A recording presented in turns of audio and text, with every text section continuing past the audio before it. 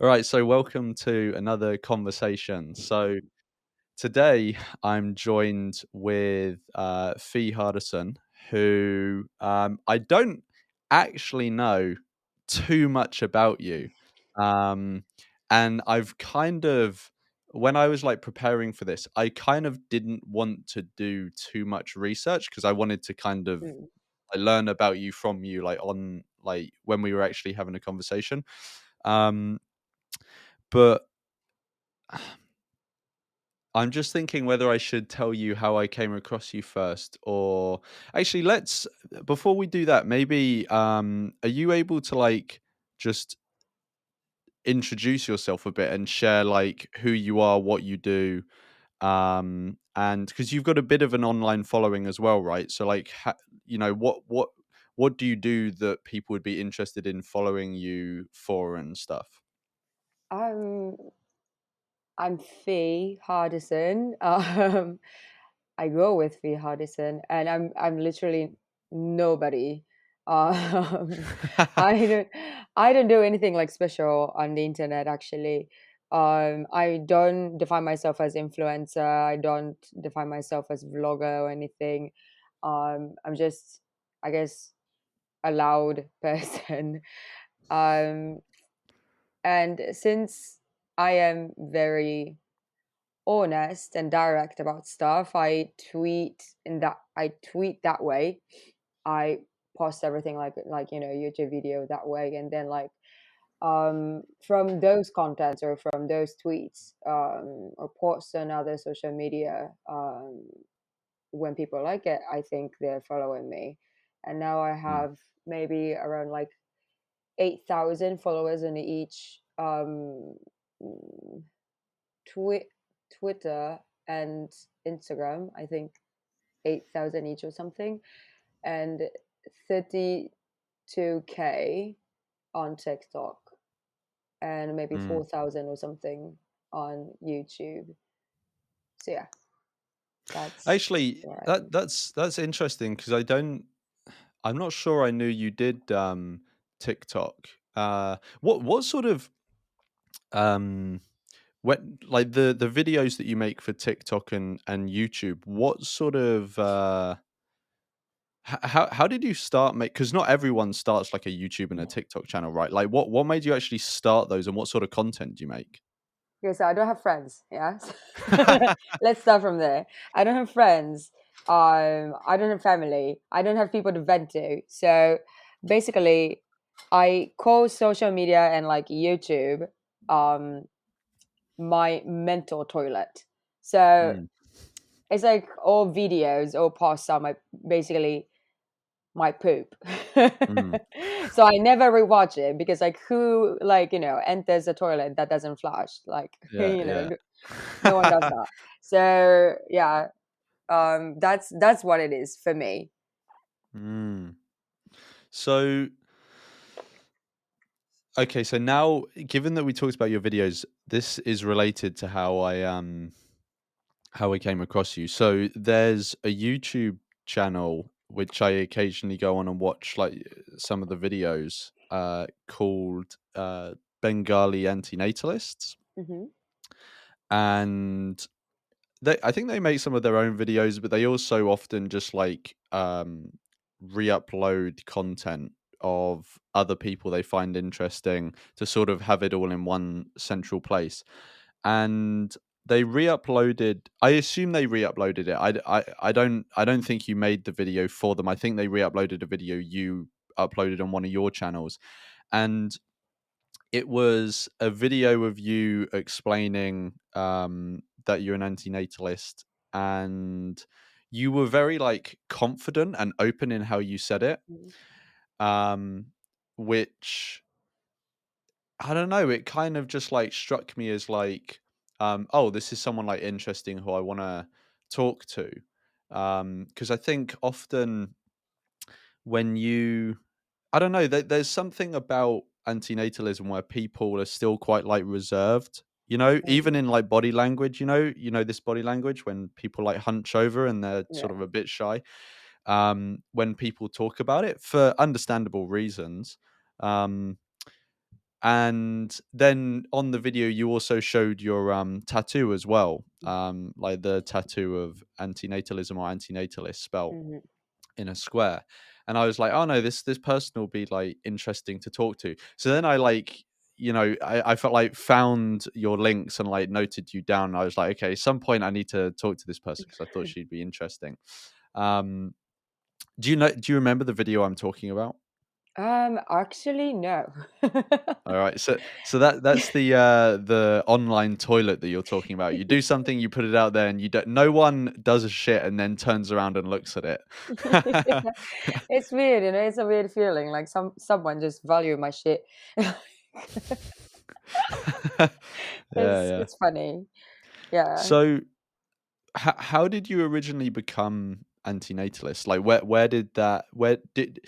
Is it something that you've just always had that in your mindset, or did you come across it one day?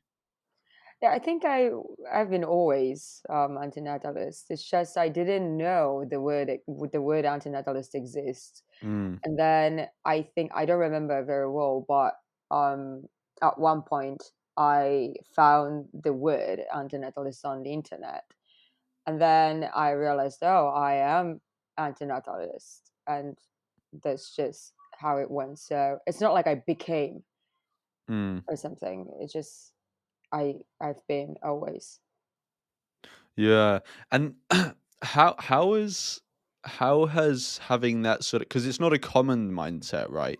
So how has being antinatalist, like, has it influenced your life at all? Like, has it made you feel more socially isolated than you otherwise would have, or has it not really impacted your life in any sort of relevant way? I don't really think I isolated with others just because of antinatalist, Mm, antinatalism thoughts. I don't think so. Um, Also, um, I think I'm pretty loud about it, like mm, antinatalism. I tweet about it. I post a story on Instagram and stuff. So my friends also know that. mm, And what I want to say is, like, I don't want people around me if they feel uncomfortable mm, about my antinatalist thoughts. So, like, I don't feel like any negative, um, mm. yeah, feelings about that. Yeah. How much like, because I when I was like finding more out about you, I was sort of like, scrolling through your YouTube channel and stuff, and I found like a couple of videos where you were talking about like not having kids, and somewhere Mm, you were mentioning antinatalism. How much, but like I think you upload some content in English and some in Japanese, right? mm, yeah. So, like, obviously, the stuff in Japanese, like, I'm not gonna know what you're talking about. Mm. Um, but how much content you do on antinatalism? Is it something you sort of occasionally mention, or is it like a big part? It's something I occasionally mention. It's Mm, not like something I always talk about. It's just like part of my life. So when I feel like I want to it mm. vent about it, then yeah, that's when I post it. Yeah, yeah. And what's the reaction been of the people that follow your channel or follow you on social media? Because if the because for example, on my YouTube channel, it's the main topic. So anyone that comes to my YouTube channel, like, that's what they're coming for. They know that's what, so it's not a surprise when it's like, oh, Lawrence is talking about antinatalism. What the fuck? It's like expected. Whereas Yeah. for you, if it's something you only occasionally mention, i- people are obviously coming and following you and watching your stuff for another reason. And then you bring this up, and what's the sort of reactions you've gotten from people? I honestly don't know. If they don't like it, I think they're quietly leaving. um, and what can I say? Uh, uh, um, yeah. So to me, it's actually like I feel like there are like more positive reaction, surprisingly, than negative reaction. Mm, Um, So, for example, when I tweet a lot about it actually, and um, now I have this like certain amount of people who are open about being antinatalist following me and like checking my tweets all the time, and that's kind of like interesting happened to me. Mm. Um, and on the other hand, for example, on TikTok, um, I received this like funny comment. It said, um, "You're calling yourself antinatalist just because you want to run from the responsibility to give a birth and raise a child." So like that thing happened, but like when that stuff happened, like I really don't waste my time to like Yeah, stupid yeah. stuff. So I blocked them immediately, which means like that was really a special comment I adore. Like it was so funny Mm. that I still remember. But like majority of them I just don't remember anything because I blocked them immediately and it will Yeah, just yeah. vanish from my eyesight. So yeah, that's how is it like. Yeah, yeah.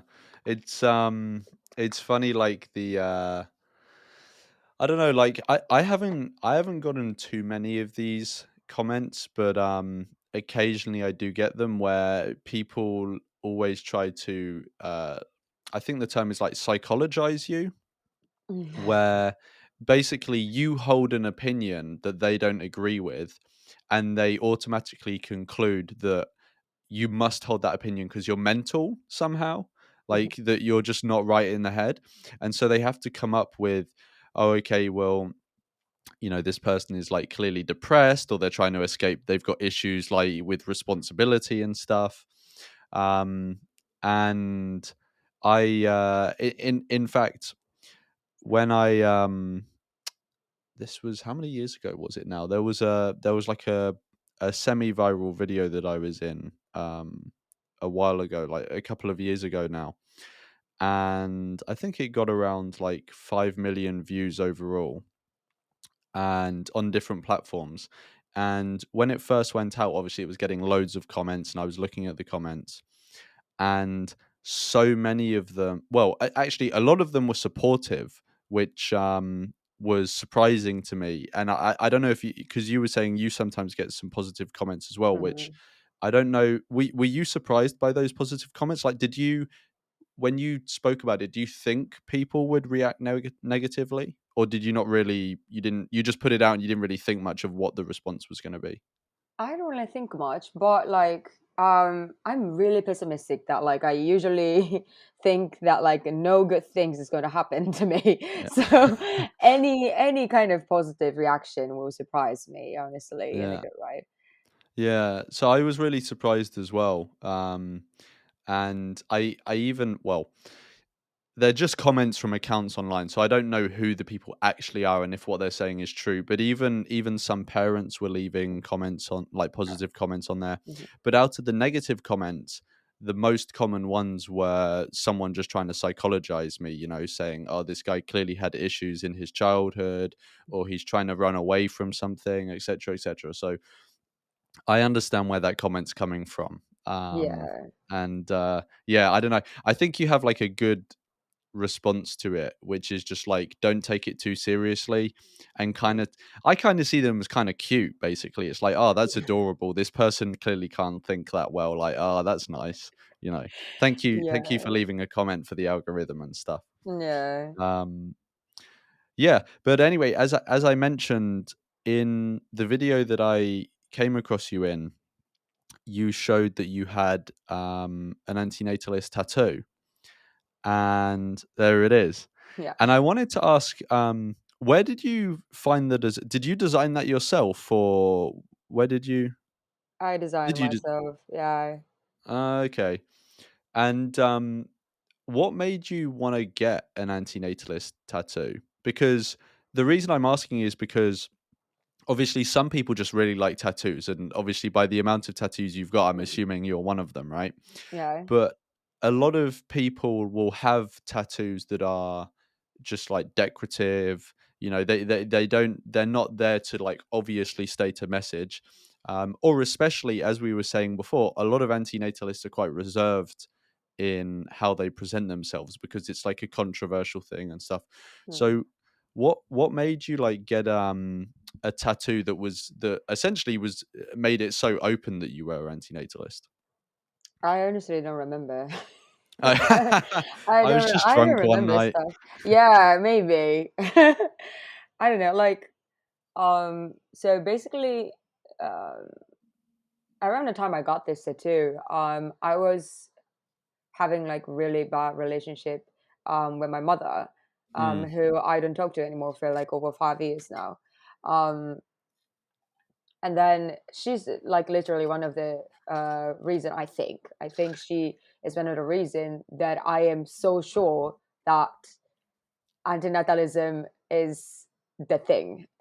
mm, um and then I don't know, it's just like I'm not really like scared or you know like closed about like putting myself out as antinatalist, mm, and having this tattoo was not very like special thing to me. I thought like it was something I do.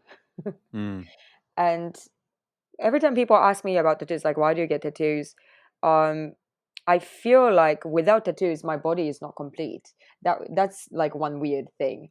yeah, I usually say, but so like this tattoo was the same. Like without this, like I felt like it's not me. So mm, I just wanted to put it out there. And now like people just like people I meet for the first time, they just like point at like my tattoos and like what is this, what is that, and then like they point at this tattoo and ask me what it means, and I tell them like it means antinatalist. mm, Even English speakers don't know what the word means, so mm, I tell yeah, them, yeah, oh, it means I don't want to have kids, and be like, okay, I guess. Like they look a bit like a wowed in a negative way, but like I really don't care. It's more important to me that they know that I am antinatalist, mm, and there is an antinatalist out there. mm. That's like more important about me. So yeah, I think like because of those like important reasons I have this tattoo. Mm. Yeah, because it's very like, because like for me, and I don't know if people would be surprised by this, because obviously like in the public stuff I put out, it's like very obvious. But actually, in my day to day life, I don't talk about antinatalism that much, and I don't like willingly bring it up. Like sometimes it gets brought up in conversation because other people bring it up, but I'm never really the person to bring it up. Um, in fact, sometimes when I'm at like an event with friends or something, um, someone will make a joke like, "Oh, all Lawrence talks about is antinatalism," but it's actually because other people always come up to me to talk about it rather than me bring it up, right? And I don't even have. It's not like I have a sign on me like talk to me about antinatalism. So someone with a tattoo, um, I would presume, obviously it's like more of a conversation starter. Um, and because it's just so like open and out there and you can't really I mean, obviously you could wear long sleeves, I guess is one way to get around it. But like because it's openly out there, um, presumably like over the how long have you had it? I don't remember. It must be like around 5 years, 4 or 5 years or Yeah. something. Okay. So like over that over that period, I don't know how much like interaction you've had with like family and friends over the 5 Mm. years, but like what has their reaction been to not to the tattoo, but like I mean the tattoo would have been a conversation starter. Like what have people that you personally know, what's their reaction been to it? Like Actually, to antinatalism, I mean, not the tattoo, to antinatalism. do you mean like reaction from my friends and family? Yeah, Or friends and family. Because we spoke about the people who follow you, but Mhm, I don't know your relationship with your followers. But like, mhm. um, they're people that obviously appreciate, like people who follow you obviously appreciate the stuff you do. because they follow you for a reason. But often with them, you don't really have like a one-on-one relationship with them. And then if you do, then they kind of become a friend. So yeah. Yeah. So my biological father, like I don't know him, so like I'm gonna skip Mm. him. Yeah, My yeah. biological mother, I haven't talked to her for 5 years. She actually, um, you know, she actually didn't like my tattoos, and that's why we Mm. stopped talking. Oh, really? And yeah, and it was really funny. Like she said something xenophobic to me, which is weird. She's Japanese, and like, um, yeah, and apparently like she doesn't like the fact that my father is American and I'm half American and I have his culture as well. Like that was really Yeah. weird. But anyways, that's why I didn't talk to her. But like I remember one time I told her like you're the reason I don't start a family, like really Mm. directly. And, she was stunned. I don't think she made any comments after that. And I think that's the only, not even a conversation, that's those just words from my mouth. Yeah. So that's that. And I have a half brother as well. And he's like very aware of my thoughts. Um, and he's really respectful about it. We don't talk about it actually. He's really Mm. respectful that we don't talk about it. And like, I think it's not necessary to even talk about it. It's not like, as you said, like people always bring up about the topic. Like it's like it's not like Christians always want to talk about Christianity. Like Yeah. we don't always want to talk about like antinatalism. That's not our personality. So my half brother, my friends are the same. Like we don't talk about it because it's we both know. I know they're natalists. They know I'm antinatalist. We know we are going to disagree at some point, and like we don't see a benefit in it in our Mm. friendship. So like we just don't talk about it. But when someone wants to talk about me when they're in the dark, and then I'm the light for them, then they'll come talk to me. Not only about antinatalism, but like all the LGBT stuff as well. Mm. Yeah. Yeah. And what is have you spent because you said that your half brother is no, you said you're half American, I'm half American. My half brother is half American as well. right? And have you spent any time in America? Do you go there? Um, no, not really. Maybe like I'd say maximum 6 months in Los Angeles. Oh, right, yeah, of course. You said before that you lived in Los Angeles for 6 months. Mm, How would you say the obviously it's not like you discuss antinatalism all mm. the time and stuff, but in terms of just being able to be open and about something that's like relatively controversial, did you notice any difference between somewhere like Los Angeles and Japan? Like, is the culture different in terms of how you can discuss ideas like that, or are both sort of? Because I think America is probably generally quite open with controversial ideas. Um, I mean, specifically about antinatalists, I don't really think there's a big difference because like we're mm, like a real minority in like any countries, I think. So yeah, the reaction I get is the same everywhere usually. So like it's the same in Middle East, it's mm, the same in America, it's the same in Japan, it's the same in Europe. Like it doesn't really matter like where we are. Like some of them are like, oh, same. Some of them like just look at me like I'm a weirdo, which is mm, fine. So yeah, that's what happened. I don't really think there are like big cultural difference about it. mm. And when I was like looking through your YouTube channel before, I saw that well, it wasn't the most viewed video, but when I Mm. typed in your name, this was the first video that came up, and I don't know like how the algorithm works and why it chucked this one to the top. But the first YouTube in my YouTube search, the first video that came up um was about a video about you being a virgin at Mm. 27 years old. Mhm.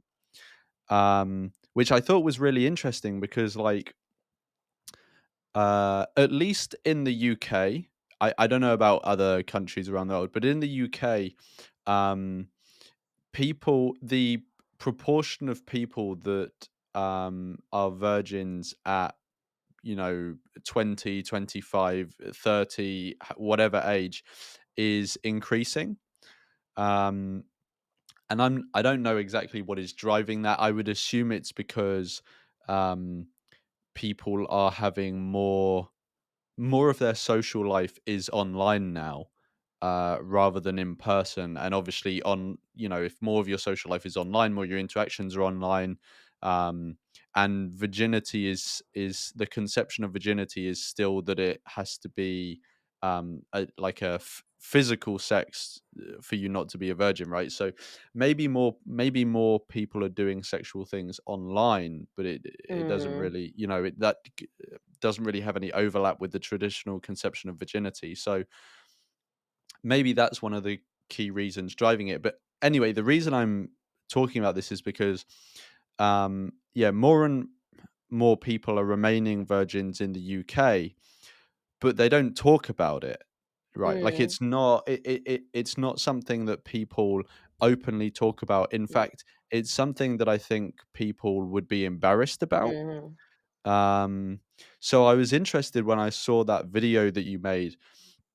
Um, yeah, and yeah, I just want to like, why did you make that video?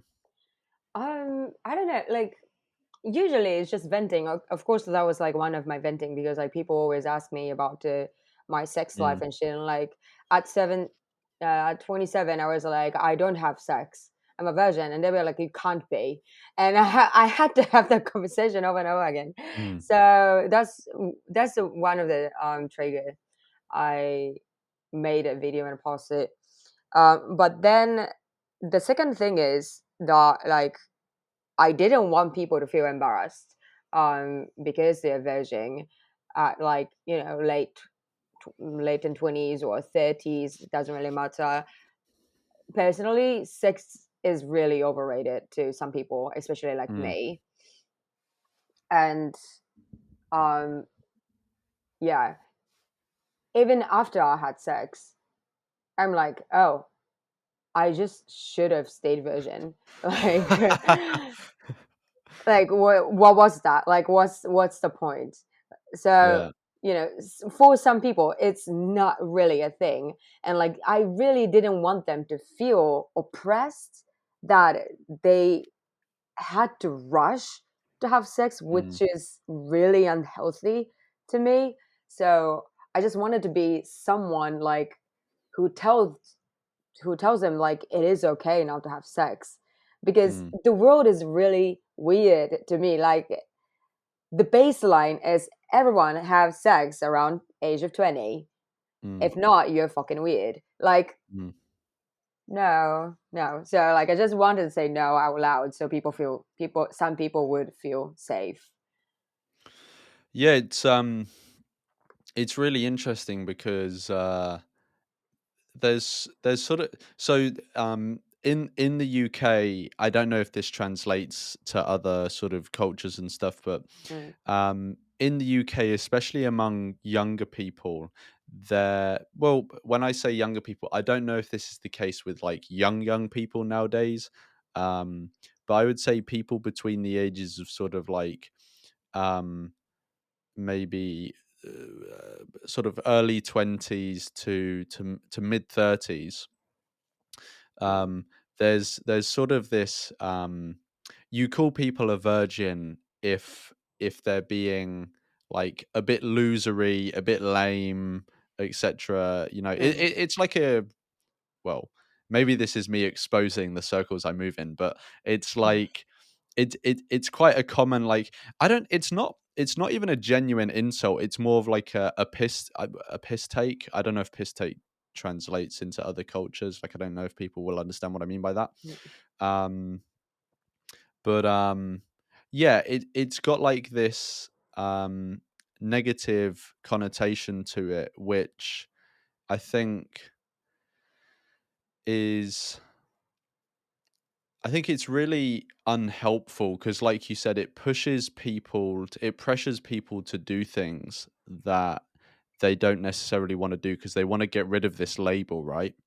And the older you get, the more the anxiety gets about getting rid of this label, and so people are maybe more inclined to do something that they wouldn't actually want to do. And it's interesting that this somewhat overlaps with antinatalism because there are some people in antinatalist circles who are like against sex, basically. Like, they think people shouldn't be having sex. Now, like, for personally, that's not my view. Like, as long as you do it like responsibly and you're not going to get someone pregnant, then like have at it, Hoss. I don't care what you do. Like, it's in the privacy of your own bedroom. Like, I don't care.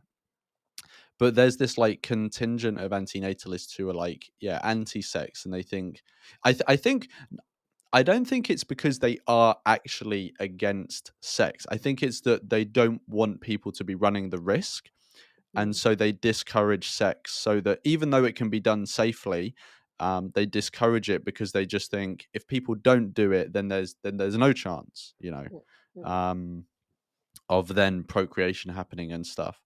Um, and I just find it kind of interesting. Like, do you have any thoughts on this sort of view of anti-sex?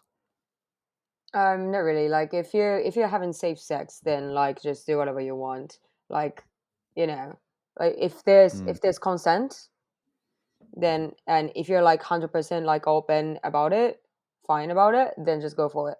Also, like it's weird to stop people from having sex. Like, of course, like if they're like both 13 years old or something, just stop them. Like, mm, but if they're like, 22, 23-year old or something, like, grown up adult trying to have sex safely with consent, then I have nothing to say. mm. Yeah, I do also find it like I can understand the rationale that they're operating on like risk aversion, but I just think like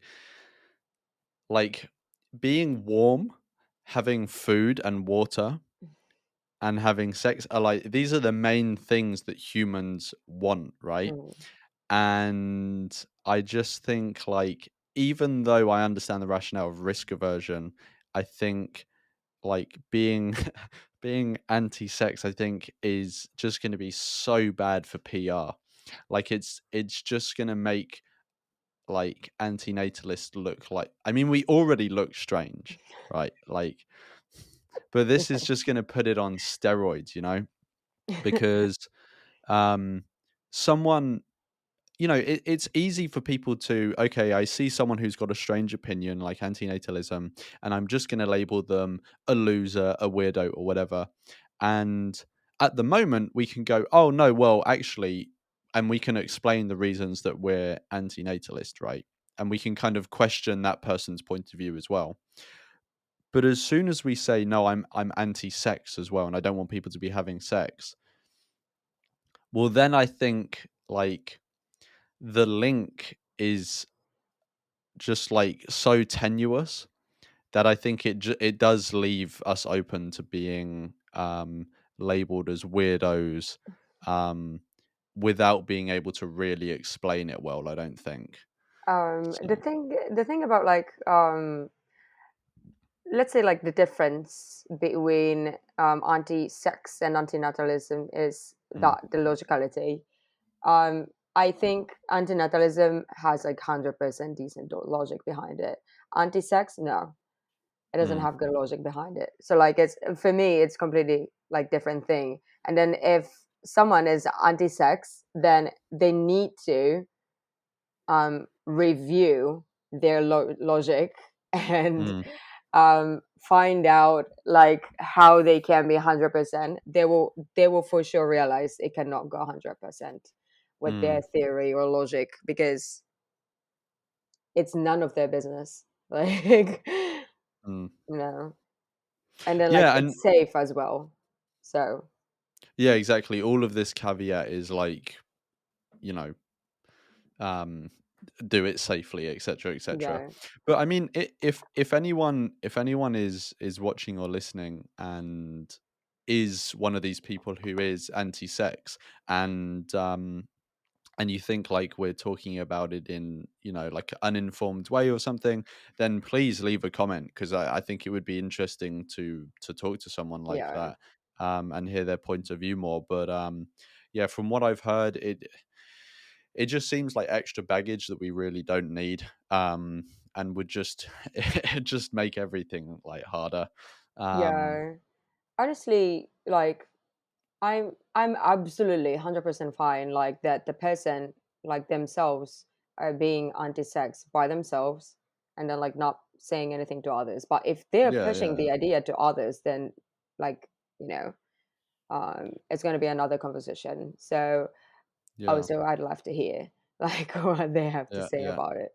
yeah, yeah, yeah. Um, so I was also looking at, you have a blog, right? Mm, And it's in Japanese. it Is it all is. in Japanese? Yeah. So I couldn't read any of it. So I've got no idea what's on there, but I just wanted to ask, like, what sort of, s- yeah, what sort of stuff do you talk about on there? Because you've got all these different mediums which you communicate stuff on. You've got videos, you've got tweets, and now you've got blog as well, which I'm assuming is longer form written content, right? Um, so what sort of stuff do you talk about on there? So the thing is, I don't post it anymore. It's like my Oh, dead, really?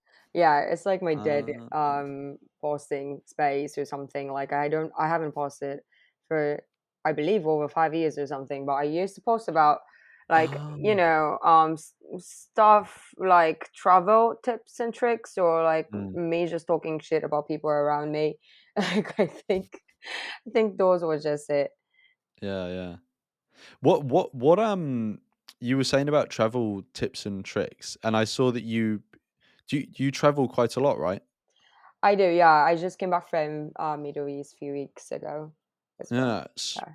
So, like, why did you start traveling, and like, why do you travel?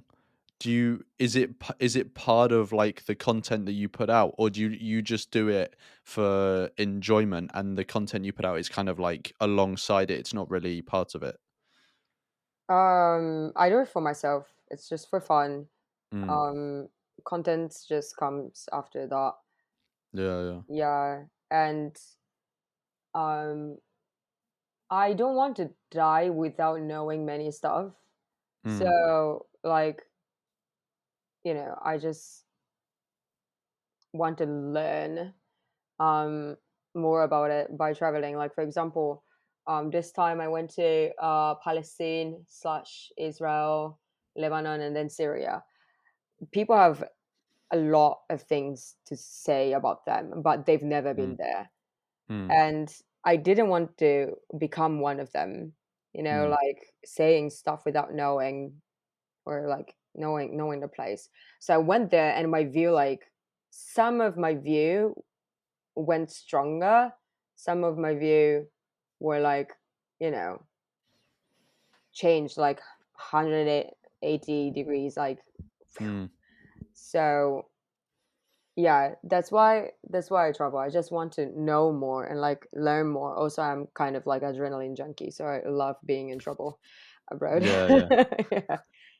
What sort of places have you traveled to? You just told us about the Middle East, but where else in the world have you traveled to? And we know about Los Angeles as well, obviously. This year, in when was it? In February or March, I think. I went to Malta for 2 weeks, doing literally nothing in St. Julian's. Um, and last year I went to Istanbul, Brussels, Iceland, and Berlin, and then came back. Oh, nice. Yeah, I honestly don't. Yeah, and then the before that, I've been to like major like tourist spot, Yeah. um, like Munich, um, Austria, Hungary, Singapore, Hong Kong. I don't know, like just 20 countries or something. Yeah, a lot. Yeah, Yeah. yeah. What did you think of Iceland? I've also been there. Iceland is the best country I've ever been to. I want to die there. Like Yeah. really, really. I came back to Jump into Japan one and of I the start. volcanoes. Yeah, yeah, exactly. I want to die there, frozen. Like I was literally I was driving in Iceland and thinking about like, oh, if I leave my car here and walk 2 hours from here and die, no one's gonna find me. Just a car. Mm, So yeah. yeah, I really thought about it. It's that beautiful. Yeah, it is a nice country. What did you do while you were there?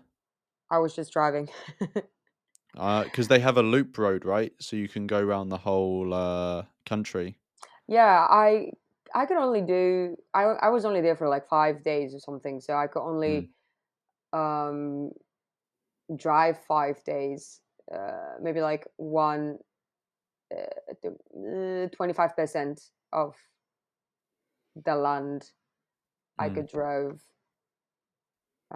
Yeah, from the airport to straight to the east side, so I didn't even go to Reykjavik, but it was really amazing.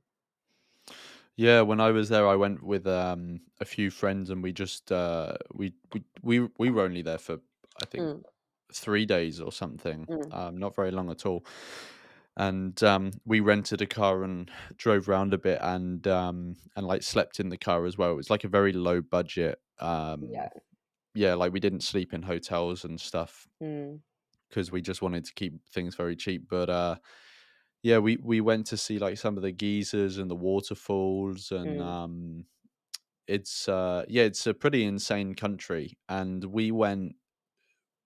It wasn't the middle of winter, but we went when it was still cold rather than summer when it's a mm, bit warmer. mhm, And when we went, there weren't many other tourists there, mm, which was really good because a lot of the places that you can go and see, like the waterfalls and stuff, they have like some fence so that you can't go fully up to it for mm, like safety reasons or whatever.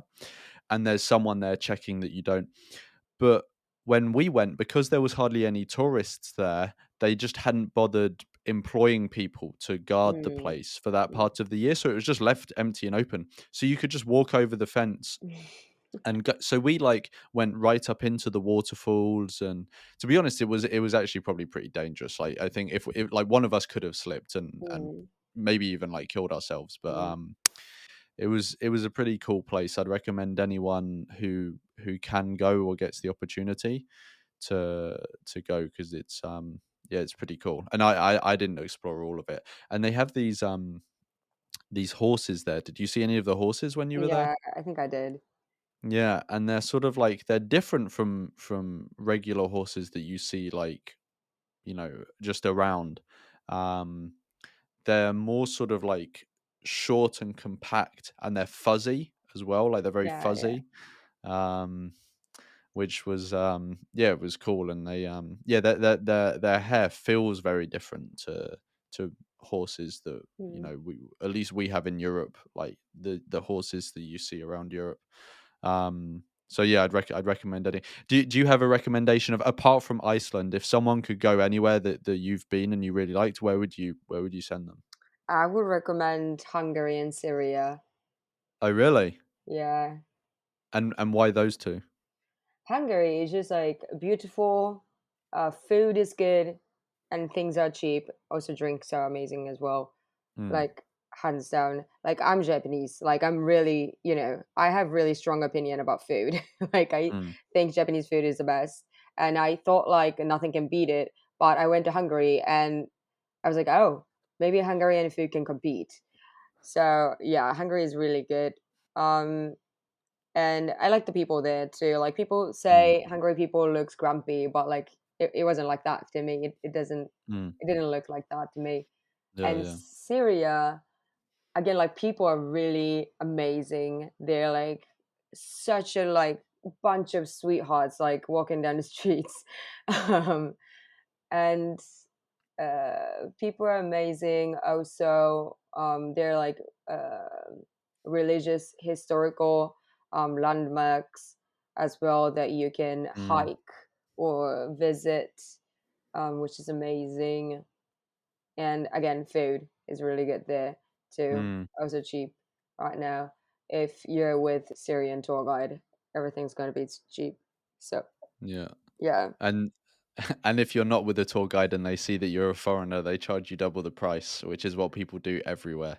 yeah. Actually, I don't think you cannot enter Syria without tour guide Oh, right really? now because Yeah, of I the guess so. visa. Yeah, yeah. Yeah, the visa procedure only tour guide can do right now in Syria. It Mm, seems. mm. Yeah, I went to China, maybe like 10 years ago now, Mm, and, I can remember, I went with a friend, and he's Chinese, and I can remember buying I can't remember what it was, maybe a bottle of water or something, I mm, don't remember, and the guy tells me the price, and I buy the bottle of water, and we walk away, and my friend then says to me, um, I didn't say anything because I wanted to see what would happen, but that guy charged you an insane amount for a bottle of water. But I had no concept of what a bottle of water costs there, and mm. then there's the different currency. So and it was like one of the first days, so I didn't even really know how much money I was handing over. Um, yeah, and he was like, yeah, if me, because like he's Chinese, obviously he looks Chinese. So if he went over, um, the guy would know, like, this guy is not a tourist, obviously. And he said he would probably charge him like 10% of what he charged me. So like he put the price up 10 times for me just because I didn't That's understand. insane. Yeah, yeah. That's insane. Oh, So you can really get. I have to recommend Japan because like that's never going to happen in my country. Like Mm, everything is genuine. Like people are actually like people are very like strict about like their stuff. Like mm. they want to follow the rules so bad that they cannot go off limit at all. So yeah, Japan is definitely another recommendation I can give. Yeah, I want to visit Japan at some point, but like Mm, obviously just other side of the world, very expensive to get there. And when you go, you want to go for like 2 weeks or something like that. Um, my like I told you before, I've got a friend in Japan as well. yeah. Um, it if someone was to go to Japan, where would you recommend them go? Like what should they do? Um, for the first trip, I always recommend going to Tokyo and Kyoto, and if they can, go to Osaka. Mm, Like those are the like three main cities we have in Japan. But if you want to eat actual good food, it's going to be Hokkaido, maybe Sapporo, or my hometown Fukuoka, where I live right now. Because I was telling this to someone else yesterday. I'm sorry to Tokyo people, but like they're eating garbage literally every day. Like, don't eat food mm, there. It's too expensive. Like they're paying so much money to eat garbage. Like, what are they doing? You mm, definitely should come to Fukuoka. It's like cheap and good. I'm sorry, Tokyo mm. people, in case you're listening to this. They'll agree though. They'll 100% agree with me. Yeah, yeah, yeah. Well, hopefully one time I will be able to make it to Japan, and I will swing by the city you're in, and then we can get some food and stuff. Because I have been wanting to go to Japan for a while. I think it's I don't know, it strikes me as a country where like it's similar enough that you wouldn't feel completely like you wouldn't be completely out of your comfort zone there.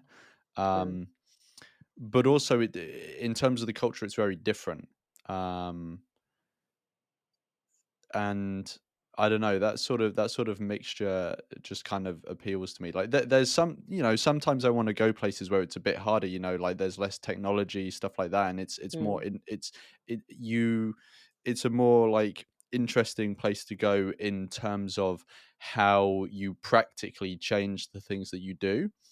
Um but in Japan, it just seems like that sort of stuff would not be too different because it's very like technologically advanced, but at the same time, it's very culturally different than Yeah. the UK. So you'd be able to focus just on appreciating like the cultural differences and stuff. Mm. So I will make it out there at some point. Um, cool. I think we've covered like everything I wanted to cover. Where would you? Because obviously you said that you don't post on your blog and stuff anymore. Mm. Where are like the places that you do like actively post and stuff that if someone wanted to, keep up to date with you, where should they go? I'd say TikTok right now and Instagram Mm. and TikTok's then popping off. Twitter. Yeah. Yeah. Yeah, I'm not actually on TikTok. I've never been on TikTok to be honest. So Really? I have no idea about it. I don't really know. I've just heard so many bad things Mm. like about it's soaking up your time, like the algorithm is very good to keep you on there and stuff. So it's sort of like when it first came out, it was another social media platform, and I was like, no, you know what, I don't need another social media platform, so I'm just not going to go on there because I know once I go on there, Yeah. then I'll feel like I need to stay there. Mm. So I just didn't open it at all.